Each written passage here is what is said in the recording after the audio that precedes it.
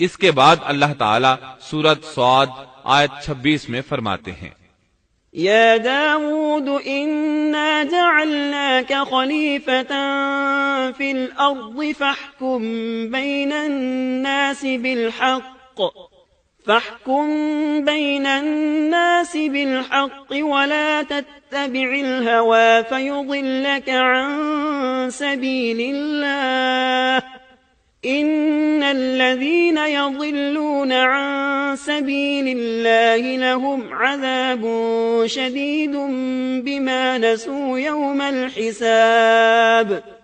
اے داود، ہم نے تمہیں زمین میں خلیفہ بنا دیا، تم لوگوں کے درمیان حق کے ساتھ فیصلہ کیا کرو اور اپنی نفسانی خواہش کی پیروی نہ کرو، ورنہ وہ تمہیں اللہ کی راہ سے بھٹکا دے گی۔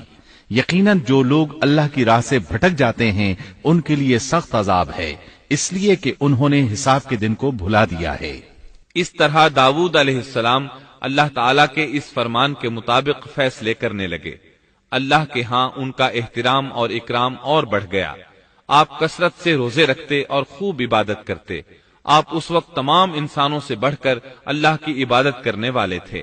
امام بخاری نے ایک حدیث نقل کی ہے جس کے الفاظ کچھ اس طرح ہیں، احب الصلاة الى اللہ صلاة داود واحب الصيام الى اللہ صيام داود وكان ينام نصف الليل ويقوم ثلثه وينام سدسه وكان يصوم يوما ويفطر يوما ولا يفر اذا لاقى۔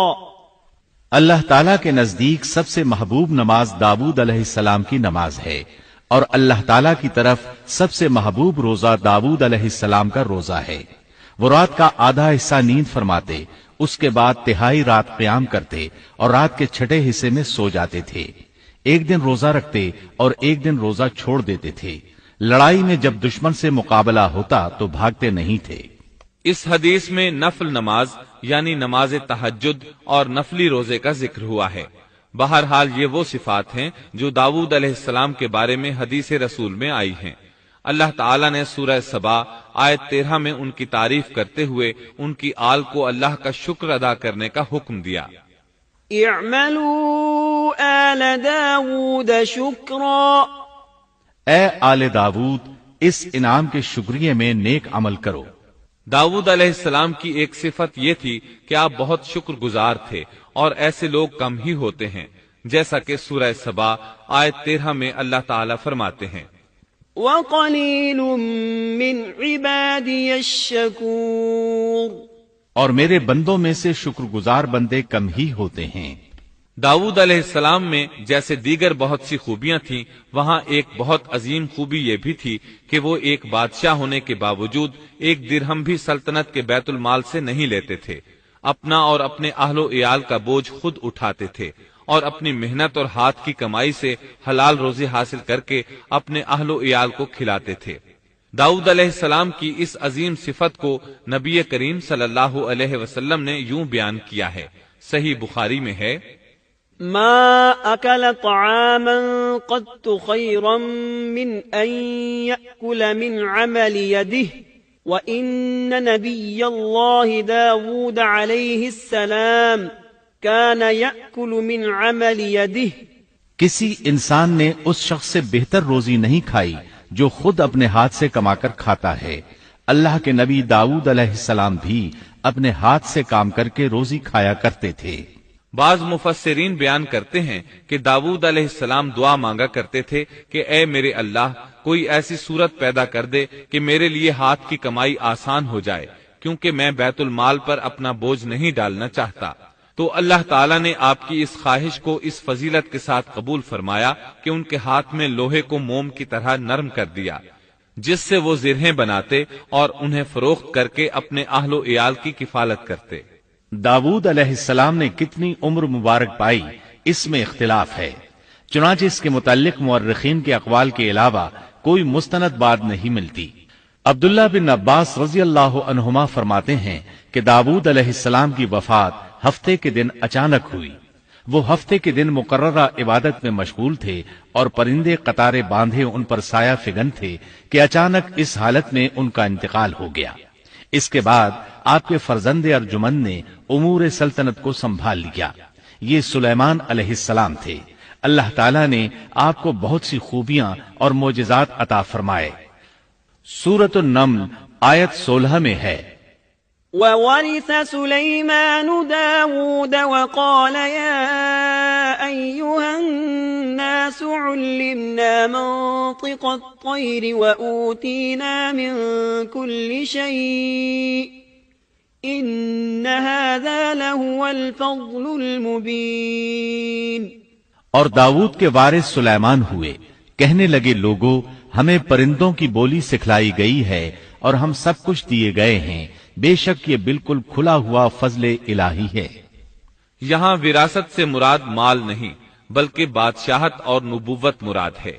اللہ تعالیٰ نے انہیں ایسا بادشاہ بنایا کہ ساری دنیا میں ان جیسا کوئی نہیں ہوا، آپ سے بڑھ کر بادشاہت بھی کسی کی نہ ہو سکی، کیونکہ خود سلیمان علیہ السلام نے یہ دعا کی تھی کہ الہی مجھے ایسی سلطنت عطا فرما کہ جو میرے بعد اور کسی کے شایان شان نہ ہو۔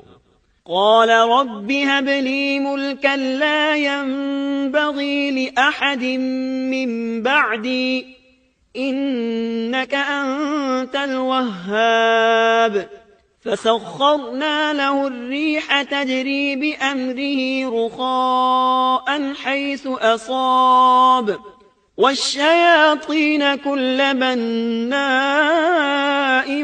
وغواص وآخرین مقرنین فی الأصفاد۔ کہا کہ اے میرے رب مجھے بخش دے اور مجھے ایسا ملک عطا فرما جو میرے سوا کسی شخص کے لائق نہ ہو، تو بڑا ہی دینے والا ہے۔ پس ہم نے ہوا کو ان کے ماتحت کر دیا، وہ آپ کے حکم سے جہاں آپ چاہتے نرمی سے پہنچا دیا کرتی تھی، اور طاقتور جنوں کو بھی ان کا ماتحت کر دیا، ہر عمارت بنانے والے کو اور غوطہ خور کو اور دوسرے جنات کو بھی جو زنجیروں میں جکڑے رہتے تھے۔ جن سلیمان علیہ السلام کے حکم سے بلند و بالا عمارتیں تعمیر کرتے تھے، دریاؤں میں غوطہ لگا کر ان سے ہیرے جواہرات اور موتی وغیرہ نکالتے تھے۔ دوسرے جو کام عام انسانوں کی طاقت سے زیادہ ہوتے تھے وہ آپ جنوں سے لیا کرتے تھے۔ جو جن آپ کے حکم سے سرتابی کرتے یا شرارتیں کر کے کام میں رکاوٹ ڈالتے یا دوسروں کو تنگ کرتے تو آپ انہیں زنجیروں میں جکڑ کر قید خانے میں ڈال دیتے، اور یہ آپ پر اللہ کی طرف سے بہت بڑا انعام اور احسان تھا، جیسا کہ اللہ تعالیٰ سورۃ صاد آیت 39 میں فرماتے ہیں، هذا عطاؤنا فامنن او امسك بغیر حساب۔ یہ ہے ہمارا عطیہ، اب تو احسان کر یا روک رکھ، کچھ حساب نہیں۔ اللہ تعالیٰ نے سلیمان علیہ السلام کو ان پر قبضہ اور اختیار دے دیا اور فرمایا اب آپ کی مرضی، آپ انہیں سزا دیں یا درگزر کریں، کسی کو کچھ دیں یا روک لیں، آپ کے لیے سب کچھ جائز ہے۔ دوسرے مقام پر اللہ تعالیٰ سورہ سبا آیت 12 میں فرماتے ہیں، وَمِنَ الْجِنِّ مَن يَعْمَلُ بَيْنَ يَدَيْهِ بِإِذْنِ رَبِّهِ وَمَن يَزِغْ مِنْهُمْ عَنْ أَمْرِنَا نُذِقْهُ مِنْ عَذَابِ السَّعِيرِ۔ اور اس کے رب کے حکم سے بعض جنات اس کی ماتحتی میں اس کے سامنے کام کرتے تھے، اور ان میں سے جو بھی ہمارے حکم سے سرکشی کرے ہم اسے بھڑکتی ہوئی آگ کے عذاب کا مزہ چکھائیں گے۔ اس طرح اللہ تعالیٰ سورہ سبا آیت 13 میں فرماتے ہیں، يعملون له ما يشاء من محاريب وتماثيل وجفان كالجواب وقدور الراسيات اعملوا آل داود شكرا وقليل من عبادي الشكور۔ جو کچھ سلیمان چاہتے جنات وہ تیار کر دیتے، مثلا قلعے، مجسمے اور حوضوں جیسے پیالے اور چولہوں پر جمی ہوئی مضبوط دیگیں۔ اے آل داود اس کے شکریے میں نیک عمل کرو، میرے بندوں میں سے شکر گزار کم ہی ہیں۔ یعنی جنات سلیمان علیہ السلام کے حکم کے مطابق بڑے بڑے محل، مساجد، قلعے، مختلف مساجد کے ماڈل یا سینریوں کے ماڈل، بڑے بڑے تھال اور اتنی بڑی دیگیں بناتے تھے جو بوجھل اور نقل و حمل کے قابل نہ ہونے کی وجہ سے کسی خاص مقام پر نصب کر دی جاتی تھی، اور یہ آپ پر اللہ تعالیٰ کا عظیم احسان تھا۔ اس کے علاوہ دیگر معجزات سے بھی اللہ تعالیٰ نے آپ کو سرفراز فرمایا تھا، جیسا کہ سورۃ الانبیاء آیت 82 میں اللہ تعالیٰ فرماتے ہیں، وَمِنَ الشَّيَاطِينِ مَن يَغُوصُونَ لَهُ وَيَعْمَلُونَ عَمَلًا دُونَ ذَلِكَ وَكُنَّا لَهُمْ حَافِظِينَ۔ اسی طرح بہت سے شیاطین بھی ہم نے اس کے تابع کیے تھے جو اس کے فرمان سے غوطہ لگاتے تھے، اور اس کے سوا بھی بہت سے کام کرتے تھے، ان کے نگہبان ہم ہی تھے۔ یہ تمام اقتدار اللہ تعالیٰ نے آپ کو عطا کیا تھا۔ آپ کے معجزات میں سے ایک معجزہ یہ بھی تھا کہ ہوا آپ کے لیے مسخر یعنی مطیع و فرما بردار تھی۔ اللہ تعالیٰ سورہ صاد آیت 36 میں فرماتے ہیں، فَسَخَّرْنَا لَهُ الرِّيحَ تَجْرِي بِأَمْرِهِ رُخَاءً حَيْثُ أَصَابَ۔ پس ہم نے ہوا کو ان کے ماتحت کر دیا، وہ آپ کے حکم سے جہاں آپ چاہتے نرمی سے پہنچا دیا کرتی تھی۔ اللہ تعالیٰ سورۃ الانبیاء آیت 81 میں فرماتے ہیں، وَلِسُلَيْمَانَ الرِّيحَ عَاصِفَةً تَجْرِي بِأَمْرِهِ إِلَى الْأَرْضِ الَّتِي بَارَكْنَا فِيهَا وَكُنَّا بِكُلِّ شَيْءٍ عَالِمِينَ۔